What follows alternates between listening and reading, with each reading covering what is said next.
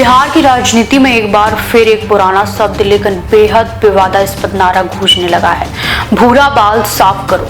यह नारा 1990 के दशक में सामाजिक न्याय की राजनीति के दौर में चर्चित हुआ था, जिसका आशय था ब्राह्मण, भूमिहार, राजपूत और लाला यानी वैश्य समुदायों को सत्ता से हटाना।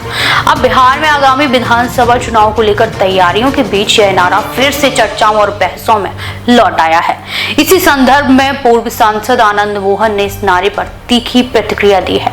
पूर्व सांसद और समाजवादी पार्टी के नेता आनंद मोहन, जो खुद भूमिहार समुदाय से आते हैं और लंबे समय तक राजनीति में सक्रिय रहे हैं, उन्होंने इस नारे पर तीखा पलटवार किया है। उन्होंने कहा, भूरा बाल साफ करो जैसा अब नारा सामाजिक न्याय का प्रतिनिधित्व नहीं करता, बल्कि हारे और थके लोगों का अंतिम प्रयास है, जो पिछड़े को गोलबंदी कर सत्ता में वापसी का सपना देख रहे हैं। आनंद मोहन का कहना है कि यह नारा न केवल सामाजिक विभाजन को बढ़ाता है, बल्कि एक विभाजनकारी मानसिकता को फिर से जीवित करने की कोशिश है, जो बिहार को पीछे ला सकती है। भूरा बाल साफ करो नारा सबसे पहले 1990 के दशक में आरजेडी समर्थक कार्यकर्ताओं के बीच लोकप्रिय हुआ था, जब लालू प्रसाद यादव के नेतृत्व में बिहार में सामाजिक न्याय की राजनीति अपने चरम पर थी। इसमें भूरा शब्द ब्राह्मण, भूमिहार, राजपूत और बनिया समुदायों को दर्शाता था। इस नारे का उद्देश्य उच्च जातियों के प्रभुत्व को खत्म कर पिछड़े और दलितों की सत्ता में भागीदारी सुनिश्चित करना था।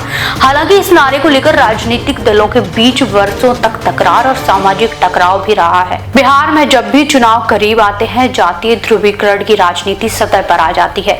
इस बार भी जातीय जनगणना, अनुपातिक आरक्षण और सामाजिक न्याय जैसे मुद्दों को लेकर माहौल गर्म है। ऐसे समय में भूरा बाल जैसे नारों को उछालकर कुछ राजनीतिक ताकतें पारंपरिक वोट बैंक को मजबूत करने की कोशिश में हैं।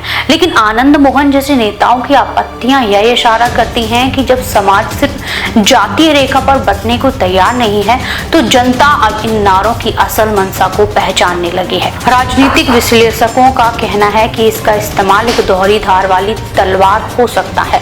एक ओर इससे पिछड़े वर्गों में भावनात्मक गोलबंदी हो सकती है, तो दूसरी ओर सवर्ण और मध्यम वर्ग के लोग वोटरों में कटुता भी पैदा कर सकते हैं।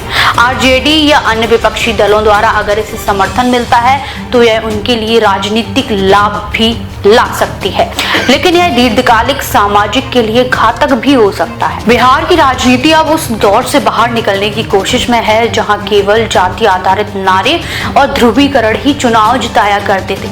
लेकिन भूरा बाल साफ करो जैसे नारों का दोबारा उछलना यह दिखाता है कि कुछ हिस्से अभी भी पुराने ढर्रे पर लौटने की कोशिश कर रहे हैं।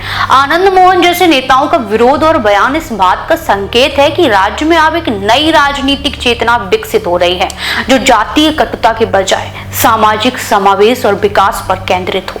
बिहार विधानसभा चुनाव 2025 में यह देखना दिलचस्प होगा कि जनता इन नारों को कितना महत्व दे रही है, और क्या राज्य की राजनीति वाकई में नई दिशा की ओर बढ़ रही है, या फिर एक बार फिर इतिहास खुद को दोहराने वाला है। देश विदेश की तमाम बड़ी खबरों के लिए देखते रहें किनी टाइम्स। वीडियो को लाइक करें, चैनल को सब्सक्राइब करना ना भूलें।